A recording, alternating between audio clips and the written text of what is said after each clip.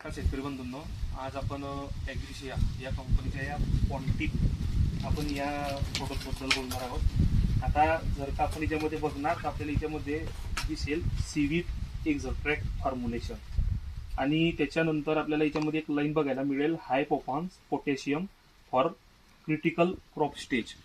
म्हणजे अर्थातच जर का सांगायचं झालं तर याच्यामध्ये आपल्याला इथोनेट फॉर्ममधला पोटॅश मिळतो 48% आणि याच्यामध्ये जो सीविड आहे, ज्या सीविडचं नाव आहे सॅकॅरिना जॉपोनिका म्हणून, तर या सीविडमध्ये आपल्याला सायटोकायनिन बघायला मिळतात, ऑलिगिन ॲसिड बघायला मिळतात, त्याच्यानंतर आपल्याला याच्यामध्ये जिब्रेलिक ॲसिड सुद्धा बघायला मिळतात.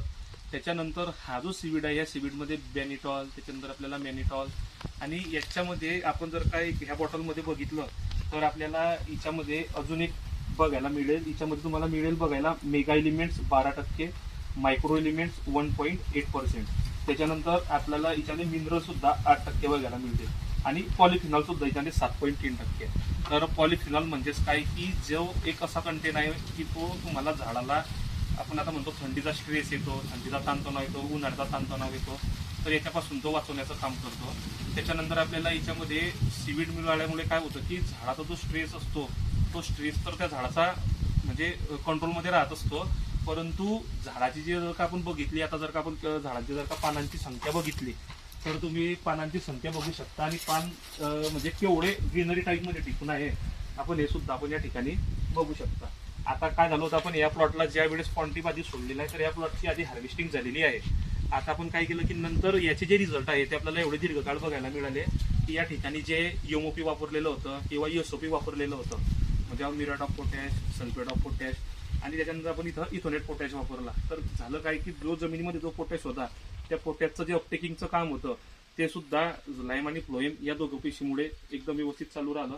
आणि आता आपण जर का या ठिकाणी झाडांची आता बघितलं तर म्हणजे झाडांची क्वालिटी एवढी छान टिकून आहे या ठिकाणी की, आणि झाडांची आपण या ठिकाणी ग्रोथ पण बघू शकतो एवढी छान झालेली आहे. त्याचप्रमाणे आपण इकडे पण बघू शकतो की आता म्हणजे माल किती भरला गेलेला आहे.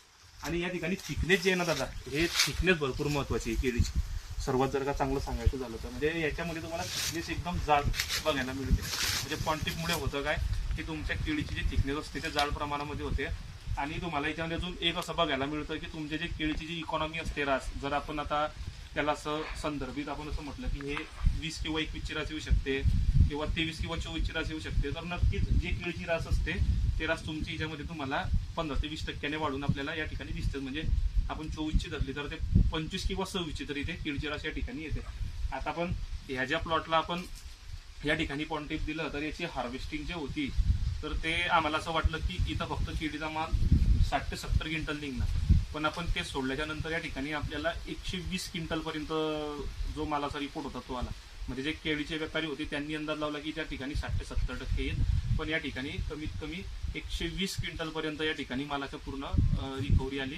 आणि अजून एक केळीच्या प्लॉटमध्ये सांगायचं झालं तर याची जे झाडाची जे पानं होती ते थंडीमध्ये पण एवढे टिकून राहिले, कारण आपण त्याला हे जे पॉन्टिप होतं, हा जो पोटॅश होता हा आपण या ठिकाणी पोटॅश दिला होता, कारण की झाडामध्ये शुगर ट्रान्सपोर्टचं सुद्धा काम या ठिकाणी चांगलं होत असतं. आपण ह्या पॉन्टिप सोबत 0946 सुद्धा वापरू शकतात किंवा आपण या पॉन्टिप सोबत एक बोरान सुद्धा वापरू शकता, जेणेकरून आपल्याला केळीच्या मालामध्ये क्वालिटी पण चांगली बघायला मिळेल आणि केळीची थिकनेस पण चांगली बघायला मिळेल. तर आपण आपल्या जवळच्या कृषी केंद्रामध्ये जाऊन नक्कीच पॉन्टिप म्हणून हे जे औषध आहे हे तुम्ही त्यांना उपलब्ध करायला सांगू शकता. किंवा एक वेळा आपण जर का आपला प्लॉट 3000 फळांचा असेल किंवा 5000 केळीची लागवड असेल तर आपण फक्त हे 1000 झाडांसाठी वापरून बघा, आपल्याला नक्की याचे रिझल्ट चांगले मिळतील. आणि जर का आपल्याला अधिक